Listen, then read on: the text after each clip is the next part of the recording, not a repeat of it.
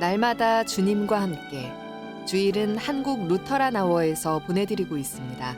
오늘 말씀의 중앙 루터교회 최주훈 목사입니다.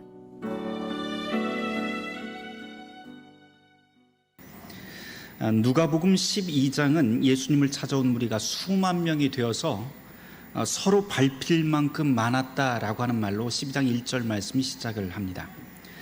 그만큼 예수님을 만나고 싶고 그분의 음성을 듣고 싶은 사람들이 참 많았다라고 하는 표현입니다. 그렇게 보면 지금 이 자리에 있는 저와 여러분도 역시 그 무리 중에 한 사람입니다. 이렇게 모인 사람들에게 예수님은 누가복음 12장 말씀에서 마땅히 두려워해야 될 것을 두려워하고 아무것도 염려하지 말라라고 하는 말씀으로 시작을 하십니다. 그리고 이 말씀을 이어갈 때 갑자기 무리 중에 한 사람이 일어나서 예수님께 한 문제를 요청을 하게 되는데요. 그것이 바로 형제간에 일어난 재산 문제를 해결해 달라고 예수님께 요청하게 됩니다. 우리는 이 사람이 억울해서 이런 요청을 하는 것인지 아니면 자기가 받을 목보다도 더 많은 것을 얻기 위해서 그런 탐심으로 예수님께 이런 재산 상속에 대한 문제를 요청하는 것인지 판단할 수는 없습니다. 그러니까 이 사람이 악하다, 선하다 미리 판단할 필요는 없을 것 같습니다. 중요한 것은 지금 무리 중에서 갑자기 일어난 이 사람이 돈 문제를 꺼내 들었다고 하는 것인데요.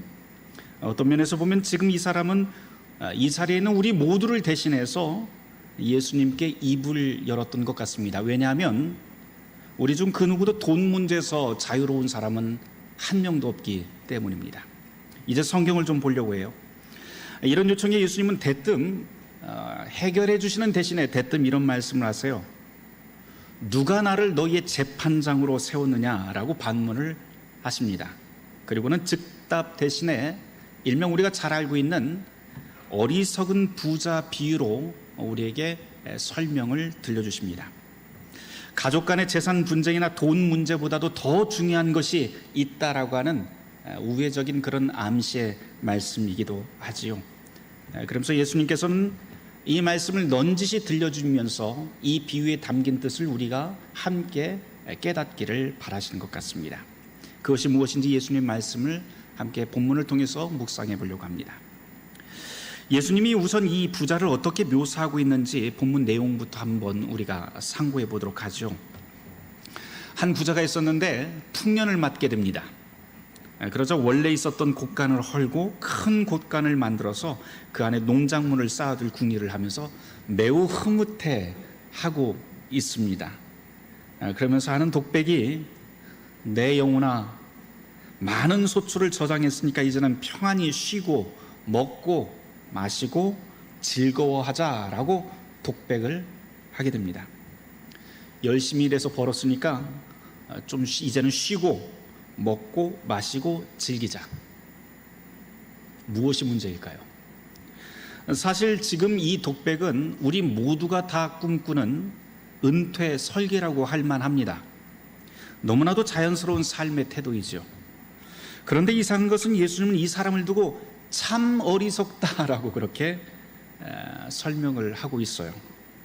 도대체 이 사람이 뭘 그렇게 잘못했기 때문에 예수님은 이 사람을 어리석다라고 그렇게 말씀하실까요? 한번 보죠. 자기 밭에서 열심히 일해서 많은 소출을 거두었고 그것을 저장하려면 더 큰 곳간을 세워야 됩니다. 이것 보고 잘못됐다 또는 어리석다라고 말할 수는 없는 노릇이지요. 또한 이 소출을 꺼냈다라고 하는 것인데 이 소출을 얻은 것은 이 부자가 자기 땅에서 얻은 것입니다. 사기치거나 빼앗거나 고리대금처럼 부당한 이윤을 취득한 것도 아닙니다. 게다가 이제 열심히 일했으니 쉬면서 먹고 마시고 즐기자라고 이렇게 말하는 것을 보면 이 사람은 자기에게 주어진 그 삶에 대해서 멈출 줄도 알고요, 자족할 줄도 아는 그런 큰 욕심 없는 사람인 것 같기도 합니다.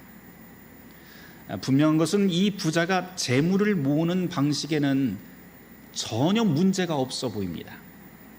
그런데도 예수님은 20절 말씀에서 어리석다라고 말씀을 합니다.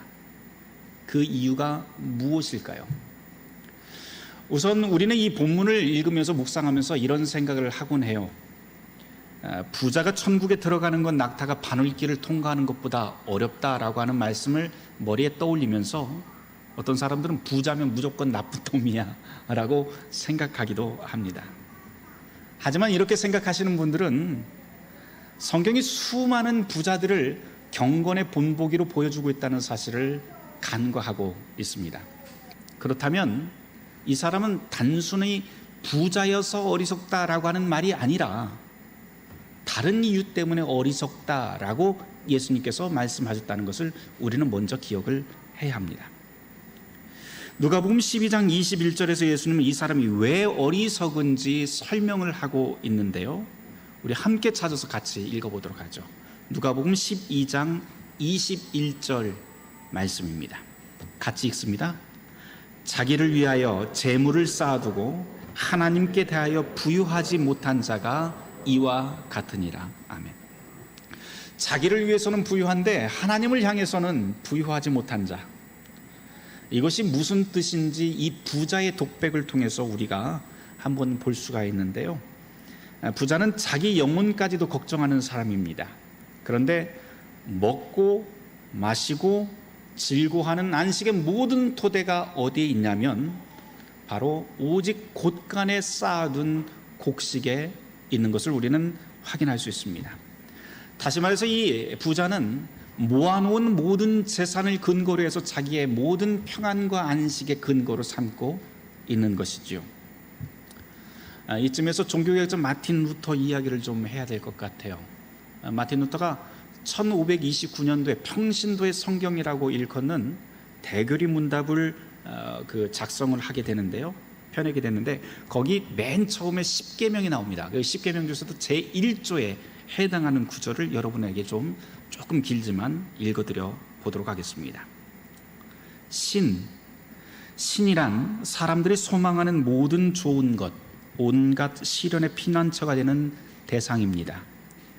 당신의 마음이 매달려 있고 당신의 모든 것을 지탱하는 대상, 그것이 바로 당신의 신, 당신의 하나님입니다.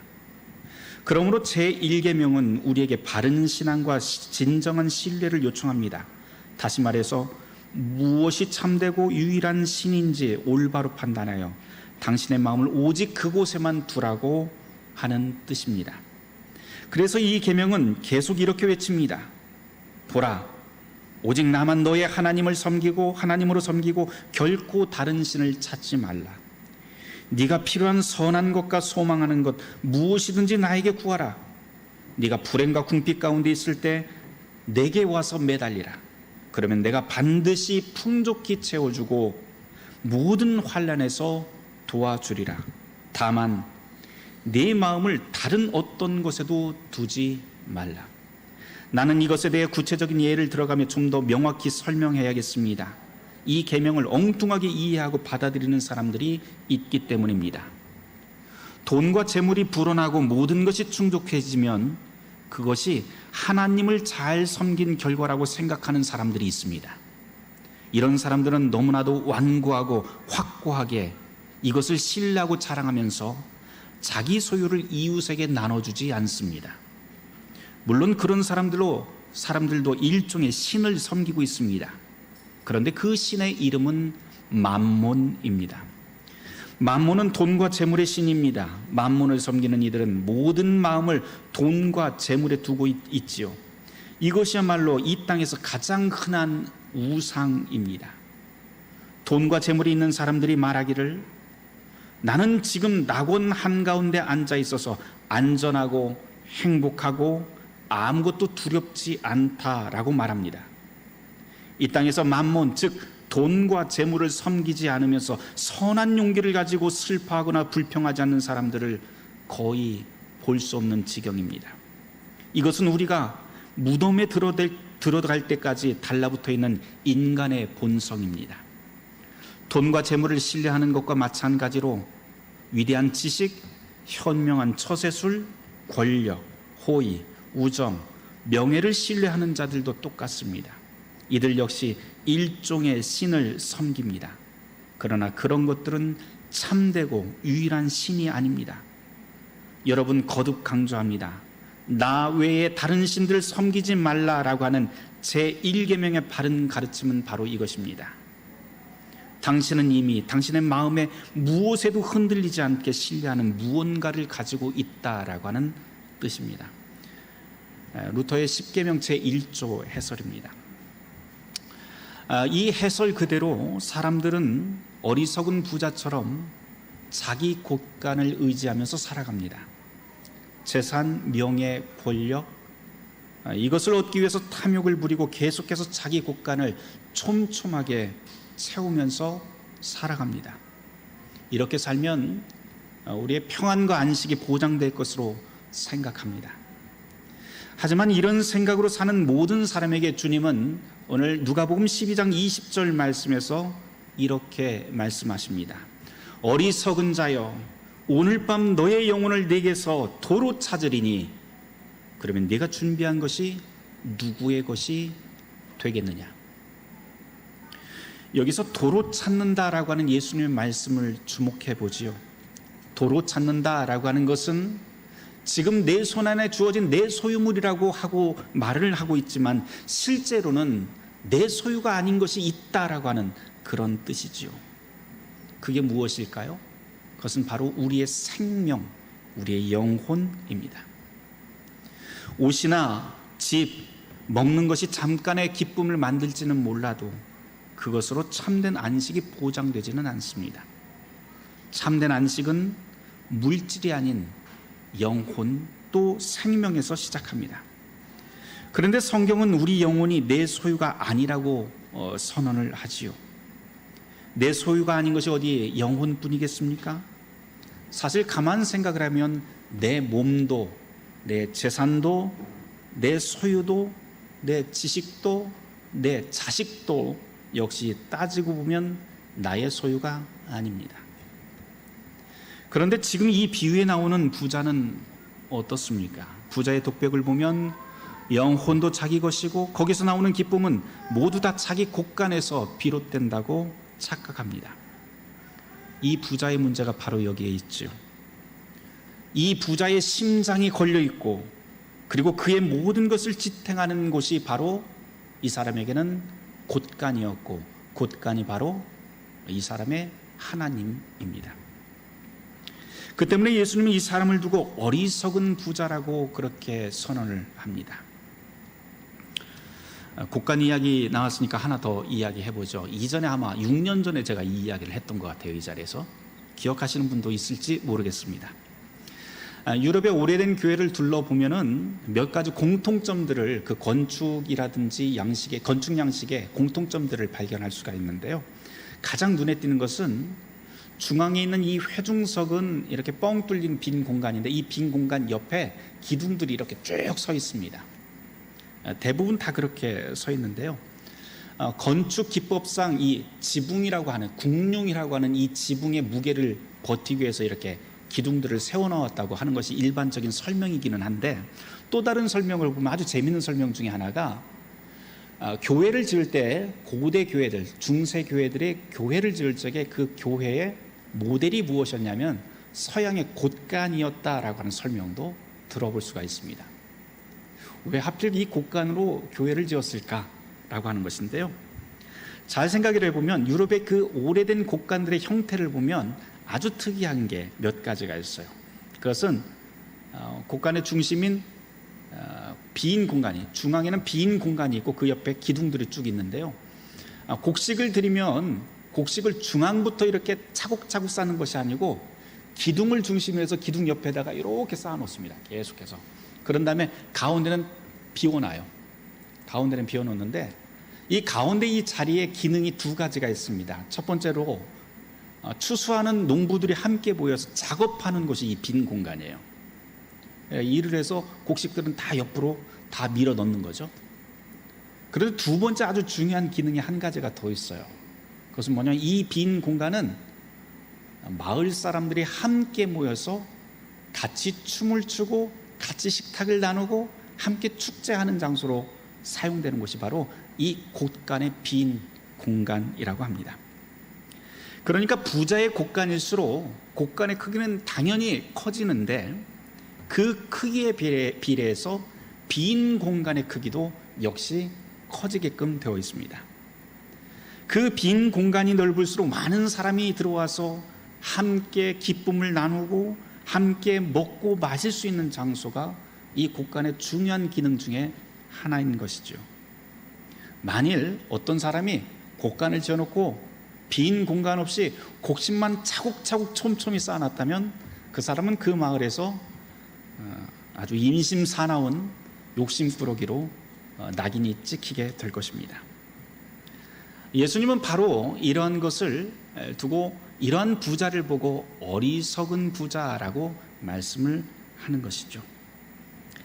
저는 이런 서양 곡간을 머리에 그리면서 오늘 본문을 다시 한번 읽어 보았습니다. 오늘 복음서 본문에 나오는 부자는 곡식 저장을 핑계로 해서 있던 곡간을 부수고 큰 곡간을 세우려고 합니다. 그리고 그곳에는 빈 공간을 만들지 않고 곡식만 가득 채우려는 생각을 하게 됩니다. 이게 바로 어리석은 부자인 것이죠. 이제 오늘 말씀의 맨 앞부분으로 좀 돌아가야 될 때가 된 것 같습니다. 오늘 말씀이 무리 중 한 사람이 가족의 재산 상속 문제로 시작했다고 하는 점을 여러분들이 기억하시길 바랍니다. 우리는 늘 돈과 재물에 관심을 두고 삽니다. 하지만 예수님은 돈과 재물을 어떻게 모아라 라고 하는 것에 별 관심이 없어요. 그 대신 그 돈과 재물을 어떻게 사용할 것인가 라고 하는 그 가치에 관심을 둡니다. 여기서 중요한 대목은 탐심을 멀리하고 나눔의 정신을 가지라 라고 하는 것이죠. 이것이 어리석은 부자 비유의 핵심일 것입니다. 누가복음 12장 15절에서 예수님은 삼가 모든 탐심을 멀리하라 라고 가르칩니다. 여기서 이 예수님이 말씀하신 이 탐심이라고 하는 말은 만족할 줄 모르는 인간의 본성입니다. 재물에 대한 욕구는 사실 우리 삶에 있어서 가장 강력한 충동 중에 하나이지요. 인간 본성에 속하는 일이기 때문에 이것을 무턱대고 악한 것, 나쁜 것이라고 미리부터 말할 필요는 없습니다. 다만 이 탐심, 이 탐욕이 위험한 이유가 있어요. 그것은 이 탐욕 때문에 우리의 인간의 모습, 우리 본연의 모습 또는 존재의 모습을 잃어버릴 위험성이 바로 이 탐욕 안에 들어있다라고 하는 점입니다. 이 같은 맥락의 말씀이 또 하나 아주 유명한 말씀이 있는데 디모데전서 6장 10절 말씀이지요. 거기에 보면 이런 말씀이 나옵니다. 돈을 사랑하니 일만 악의 뿌리다라고 하는 그런 말씀이 나옵니다. 이 말씀도 역시 돈 자체가 악하다라고 하는 것이 아니라 바로 돈을 사랑하는 마음, 탐심, 돈을 추구하다가 인간 본연의 모습을, 사람됨의 모습을 잃어버릴 위험성을 경고하는 교훈이 바로 디모데전서의 말씀입니다. 예수님께서도 돈과 재물을 향한 이 탐욕의 위험성에 대해서 많은 말씀을 하셨지요. 그런데 요즘 우리가 살아가고 있는 이 사회를 보면 탐욕이라고 하는 것은 거의 죄로 취급되지를 않습니다. 오히려 그걸 더 부추기는 것 같아요. 게다가 요즘 사람들은 자신의 크기, 나의 크기가 바로 이 부에 달려있다라고 생각을 합니다.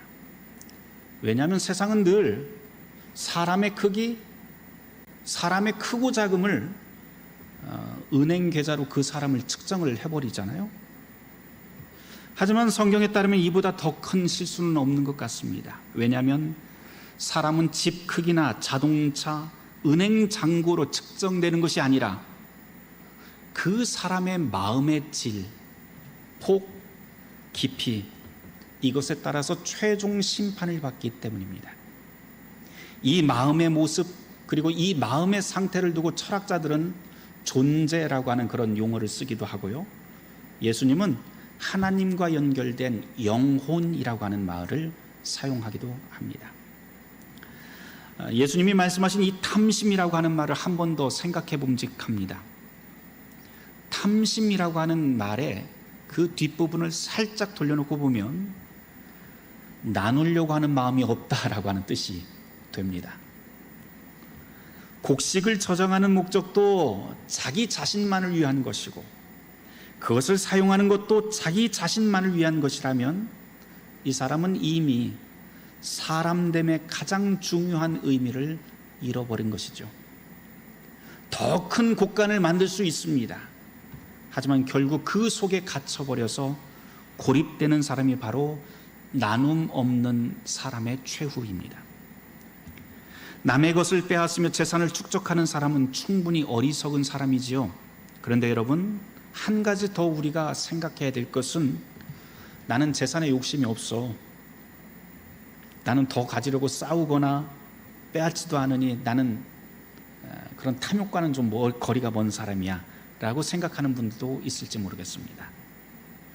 하지만 탐욕스럽게 재산을 모으지 않더라도 우리 삶 속에 나눔이 없다고 한다면 그 사람도 역시 어리석습니다. 재산뿐만 아니라 자기 생각, 자기 꿈에 이르기까지 모든 것을 자기만을 위한 도성에 가둬놓고 산다면 그것이 바로 어리석은 행동입니다. 오늘 본문에 나오는 부자를 한번 잘 생각해 보세요. 그런 모습이 아주 다분합니다. 이 부자는 혼자서 생각하고 혼자서 판단하고 자기 자신만을 위한 꿈을 꿉니다. 분명히 이 부자는 자기 자신에게는 아주 부요해요. 흡족해합니다. 하지만 딱 거기까지예요.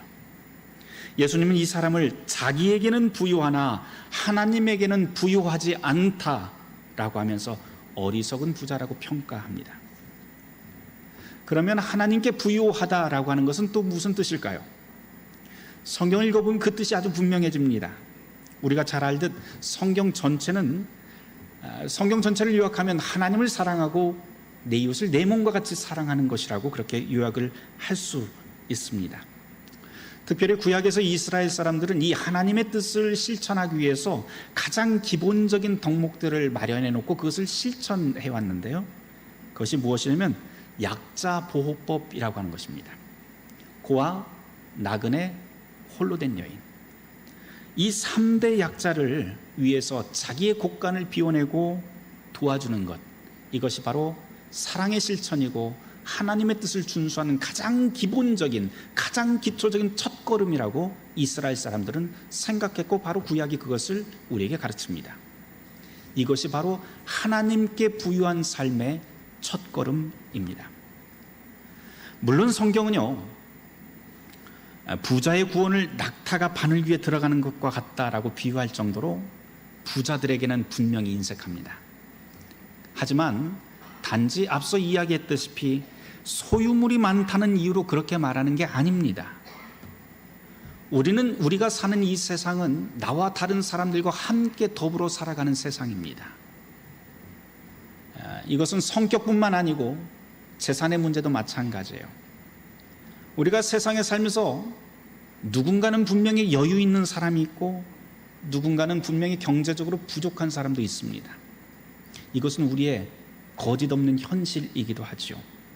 하지만 이런 세상 현실에서 정말 중요한 것은 따로 있는데요.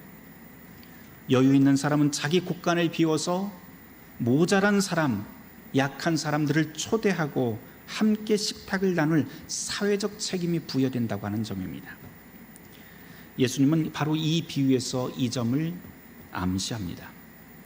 더불어 살면서 함께 나누는 삶, 이것은 바로 하나님의 뜻인 이웃 사랑의 실천이고 하나님께 대하여 부유한 삶의 첫걸음입니다. 적어도 이 자리에 모인 저와 여러분들은 우리는 대한민국 안에서 풍요로운 세상을 살아갑니다. 그러면서 우리는 늘 더 큰 곳간을 꿈꾸면서 살아갑니다. 더 큰 집, 더 큰 땅, 더 큰 교회 등등. 우리 손으로 모아들인 모든 것을 더 많이 채우기 위해서 더 큰 곳간이 필요하다고 우리는 늘 생각하고 그렇게 말하고 그렇게 애쓰며 살아갑니다. 그런데 문제는 이런 큰 곳간을 짓고 채우느라 너무 바쁘다는 데 있어요. 너무 바빠서 지금 곳간에 우리가 모아드리고 있는 것이 도대체 무엇인지, 이것들이 어디서 온 것인지, 누구를 위한 것인지 우리는 돌아보지 않습니다.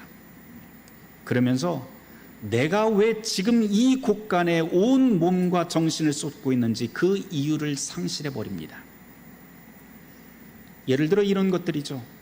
내가 지금 입고 있는 옷, 먹는 음식, 내가 사용하는 전자제품, 그것이 도대체 어디에서 왔는지, 그곳의 노동자들은 정당한 급여를 받고 있는지, 우리가 매일 마시는 그 커피 한 잔이 만들어지기까지 얼마나 심각한 토지 수탈과 임금 착취가 있었는지, 플라스틱 용기를 매일매일 그렇게 수도 없이 사용하는데 저 플라스틱 용기 하나가 우리 아이들이 미래에 뛰어놀 그 환경을 얼마만큼 파괴하고 있는지 우리는 돌아보지 않습니다.